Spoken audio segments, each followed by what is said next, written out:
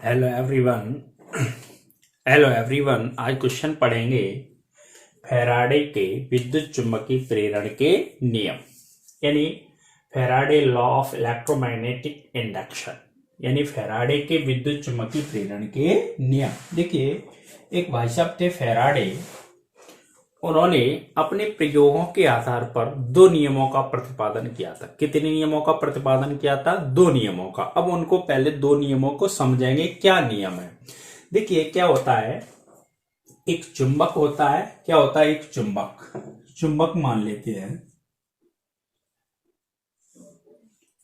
एक चुंबक है, ये N और S, दो पोल होते हैं, उसमें दो ध्रुव होते हैं, उत्तरी ध्रुव और दक्षिणी ध्रुव, ठीक है ना, N और S।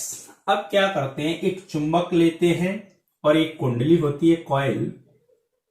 क्या होती है बेटा? कॉइल।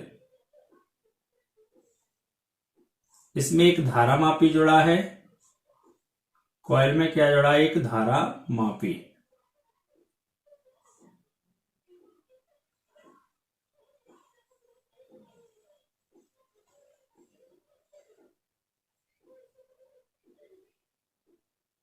ये क्या मान लिया? एक कुंडली मान ली।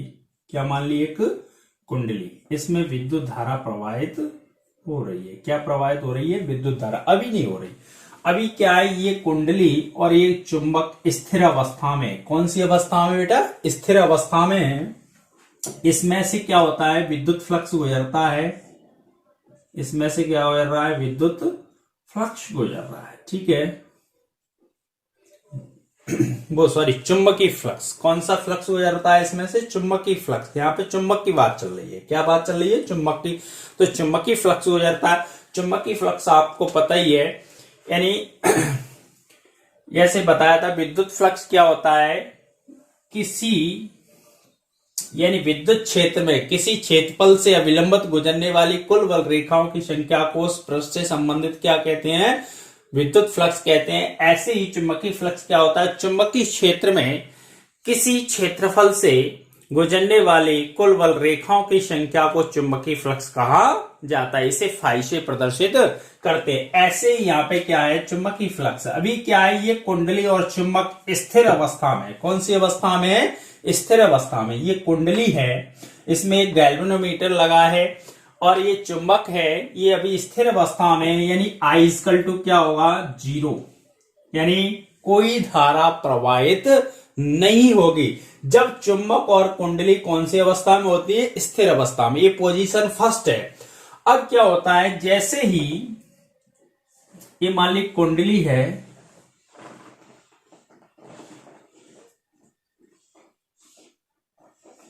और ये धारा मापी जुड़ा है। अब जैसे ही क्या करते हैं, इस चुंबक को कुंडली के पास लेके आते हैं। जैसे ही इस चुंबक को क्या करते हैं? कुंडली के पास लाते हैं, N और S, तो क्या होता है, जो चुंबकीय फ्लक्स होता है, उनकी चुंबकीय फ्लक्स में क्या होता है? परिवर्तन होता है। क्या होने लगता है? परिवर्तन। तो I इक्वल टू क्या होता है बेटा? 0, नॉट।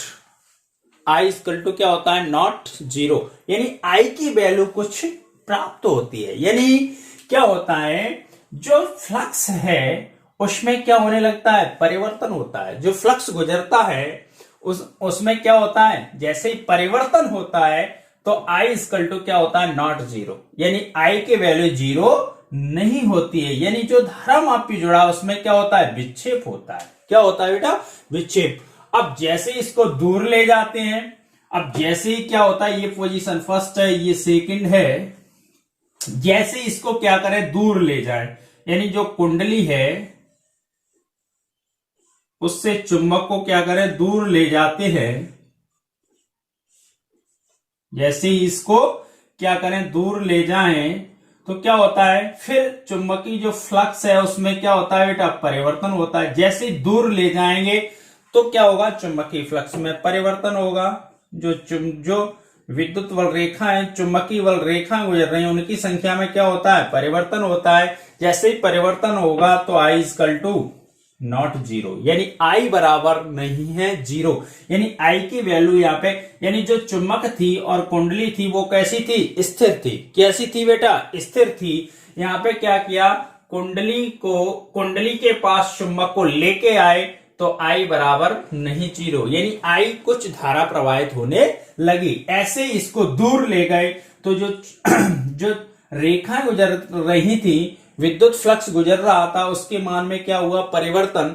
तो आई इक्वल टू नॉट जीरो, यानी यहाँ पे भी कुछ धारा प्रवाहित हुई। अब जैसे दूर ले गए तो फिर कौन सी पोजीशन पे पहुंच गए, स्थिर अवस्था में। जैसे दूर ले जाएंगे तो कौन सी अवस्था में पहुंचाएंगे बेटा, स्थिर अवस्था में पहुंचते हैं तो आई की कोई वैल्यू प्राप्त नहीं होती। अब यहां पे पहुंच गए चुंबक, तो एन और एस, यानी जो उससे चुंबकीय बल रेखा यानी चुंबकीय फ्लक्स गुजर रहा है उसमें कोई परिवर्तन नहीं हो रहा है, तो आई इक्वल टू क्या होता है, जीरो प्राप्त होता है। तो यहीं से पहला नियम निकल के आता है, फैराडे का पहला नियम है। क्या नियम है, देखिए फैराडे ने विद्युत चुंबकीय प्रेरण संबंधी प्रयोगों के आधार पर दो नियमों का प्रतिपादन किया, जिन्हें फैराडे के विद्युत चुंबकीय प्रेरण के नियम कहते हैं। ये नियम निम्न है। नंबर एक, क्या नियम है, जब कभी किसी बंद परिपथ से, यानी जो बंद परिपथ है, जब कभी किसी बंद परिपथ से बद्ध चुंबकीय फ्लक्स में परिवर्तन होता है, चुंबकीय फ्लक्स में क्या करते हैं, परिवर्तन। यहां से जो चुंबकीय बल रेखा गुजरती है या चुंबकीय फ्लक्स गुजर रहा है उसमें क्या करते हैं, परिवर्तन करते हैं। जैसे ही परिवर्तन किया तो यहाँ पे I equal to not zero, I equal to क्या हुआ, नॉट जीरो, यानी आई की वैल्यू यानी कुछ धारा प्रवाहित होने लगती है। तो क्या वही भाषा है, जब कभी किसी बंद परिपथ से बद्ध चुंबकीय फ्लक्स में परिवर्तन होता है, बंद चुंबकीय जो फ्लक्स है उसमें क्या होता है, परिवर्तन होता है, तो उस परिपथ में प्रेरित विद्युत वाहक बल उत्पन्न हो जाता है। क्या उत्पन्न हो जाता है, प्रेरित धारा, यानी कुछ धारा प्रवाहित होने लगती है। आई इक्वल टू नॉट जीरो, यानी कोई धारा प्रवाहित होने लगेगी, यानी प्रेरित विद्युत वाहक बल उत्पन्न हो जाता है। उसका अस्तित्व उस समय तक रहता है जब तक चुंबकीय फ्लक्स में परिवर्तन होते रहता है। जैसे चुंबकीय फ्लक्स में परिवर्तन हो रहा है तब तक उसका अस्तित्व रहता है। जैसे इसको चुंबकीय फ्लक्स में परिवर्तन नहीं होता है तो उसका अस्तित्व क्या हो जाता है, समाप्त, यानी आई इक्वल टू क्या हो जाता है, जीरो। क्या हो जाता है, आई इक्वल टू जीरो हो जाता है, यानी कोई धारा प्रवाहित नहीं होती है। आई होप आप समझ गए होंगे। यानी इस डायग्राम से यानी क्या है, यानी जब किसी बंद परिपथ में और एक चुंबक के मध्य क्या होती है, आपस में गति कराते हैं। क्या कराते हैं, गति, यानी मूव कराते हैं। चुंबक को क्या करते हैं, कुंडली के पास लाते हैं तो चुंबकीय फ्लक्स में क्या होता है, परिवर्तन होता है। क्या होता है बेटा, चुंबकीय फ्लक्स में परिवर्तन होता है, यानी जो चुंबकीय बल रेखाएं गुजरती हैं उनकी संख्या में क्या होने लगता है, परिवर्तन होता है। जैसे ही परिवर्तन होगा तो क्या होगा, आई इक्वल टू नॉट जीरो, यानी कोई धारा प्रवाहित होने लगती है। अब जैसे ही चुंबक स्थिर रख दे दूर और यहाँ पे एक कुंडली रख दे, जैसे मान लिया ये घर पे आपके कोई कुंडली रखी है, या मान लो यहाँ पे एक कुंडली और घर पे आपके चुंबक रखा है, तो उसका कोई अस्तित्व ही नहीं है, यानी वो काम ही नहीं कर रहा है। यहाँ पे क्या होगा, चुंबकीय क्षेत्र होना आवश्यक है। चुंबकीय क्षेत्र क्या होता है, किसी चुंबक के चारों ओर का वह क्षेत्र जहां तक उसके प्रभाव का क्या कर सकते हैं, अनुभव किया जा सकता है, उसे क्या बोलते हैं, चुंबकीय क्षेत्र कहते हैं। तो यहाँ पे क्या है, जो चुंबकीय बल रेखाएं गुजर रही हैं, यानी जो चुंबकीय फ्लक्स है, कहने का अर्थ क्या है, चुंबकीय फ्लक्स है, उसमें क्या हुआ, परिवर्तन हुआ।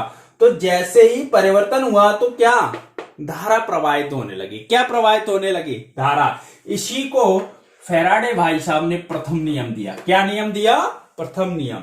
यानी जब कभी किसी बंद परिपथ से बद्ध चुंबकीय फ्लक्स में परिवर्तन होता है तो उस परिपथ में प्रेरित विद्युत वाहक बल उत्पन्न हो जाता है और उसका अस्तित्व उस समय तक रहता है जब तक चुंबकीय फ्लक्स में परिवर्तन होते रहता है। जैसे ही परिवर्तन समाप्त, यानी एक चुंबक दूर रखा है, कुंडली दूर रखी है, तो उसमें कोई धारा प्रवाहित नहीं होती है। इसी को क्या बोलते हैं, फैराडे का प्रथम नियम कहा जाता है। ठीक है ना। अब दूसरा नियम क्या है, प्रेरित विद्युत वाहक बल का मान। अब जैसे प्रेरित विद्युत वाहक बल उत्पन्न हुआ तो प्रेरित विद्युत भागबल का मान चुंबकीय फ्लक्स में परिवर्तन की दर के कैसा होता है, अनुक्रमानुपाती होता है। जो प्रेरित विद्युत भागबल है यानी ई अनुक्रमानुपाती काय के होगा, जो चुंबकीय फ्लक्स में परिवर्तन की दर है उसके कैसा होता है, ये अनुक्रमानुपाती होता है। इसे क्या बोलते हैं, फैराडे का द्वितीय नियम कहा जाता है। और ये बहुत मोस्ट क्वेश्चन है एमपी बोर्ड के लिए। कैसा क्वेश्चन है, बहुत ही मोस्ट, ठीक है, एमपी बोर्ड। कौन से बोर्ड के लिए, एमपी बोर्ड के लिए, ठीक है ना।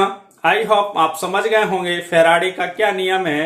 यानी फैराडे का नियम है जब कभी किसी बंद परिपथ से बद्ध चुंबकीय फ्लक्स में क्या करते हैं, परिवर्तन, यानी एक कुंडली और चुंबक के मध्य में क्या होती है, गति होती है, तो चुंबकीय जो रेखाएं गुजरती है या चुंबकीय जो फ्लक्स होता है उसमें क्या होने लगता है, परिवर्तन होने लगता है। सीधी सी बात है। तो यानी उसमें क्या उत्पन्न हो जाएगा, प्रेरित विद्युत भागबल उत्पन्न हो जाएगा। उसका अस्तित्व उस समय तक रहता है जब तक चुंबकीय फ्लक्स में क्या होते रहता है, परिवर्तन होते रहता है। और दूसरा नियम क्या है, प्रेरित विद्युत भागबल का मान चुंबकीय फ्लक्स में परिवर्तन की दर के कैसा होता है, अनुक्रमानुपाती होता है। अब आई होप आप समझ गए होंगे दोनों नियम। अब दूसरे नियम की क्या, द्वितीय नियम की व्याख्या, ठीक है। द्वितीय नियम की क्या करते हैं बेटा, व्याख्या करते हैं। तो द्वितीय नियम की व्याख्या में क्या होता है,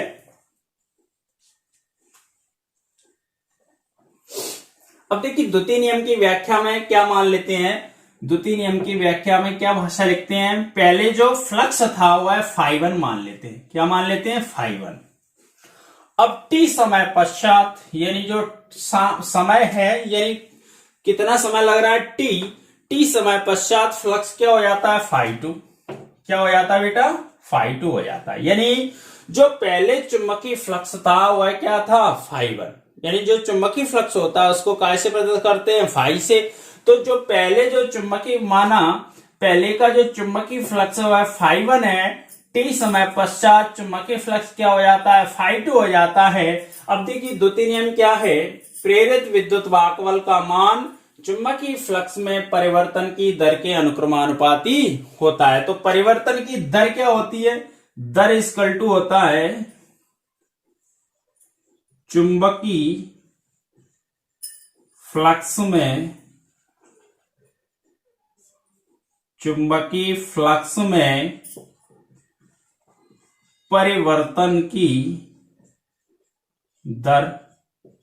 तो दर बराबर क्या होता है, φ2 माइनस φ1 बटे टी, ये दर होती है, ठीक है। अब क्या करते हैं, फैराडे के द्वितीय नियम से, फैराडे के द्वितीय नियम से, कैसे बेटा, द्वितीय नियम से। द्वितीय नियम क्या है, प्रेरित विद्युत भागबल का मान चुंबकीय फ्लक्स में परिवर्तन की दर के अनुक्रमानुपाती होता है। अब प्रेरित विद्युत भागबल क्या होता है, ई, अनुक्रमानुपाती क्या होता है बेटा, यानी जो दर है तो φ2 माइनस φ1 बटे क्या आता है, टी। अब जैसे यहां से क्या करेंगे, अनुक्रमानुपाती हटाएंगे तो क्या आ जाएगा, एक कांस्टेंट आ जाता है। तो क्या आता है, ई बराबर इक्वल टू माइनस के φ2 माइनस φ1 और बटे में क्या आता है, टी, ठीक है। जहां के एक नियतांक है, जहां पे क्या है, के क्या होता है, एक नियतांक है। क्या लिखते हैं बेटा, जहां के एक नियतांक है, एसआई पद्धति में इसका मान क्या होता है, एक। जहां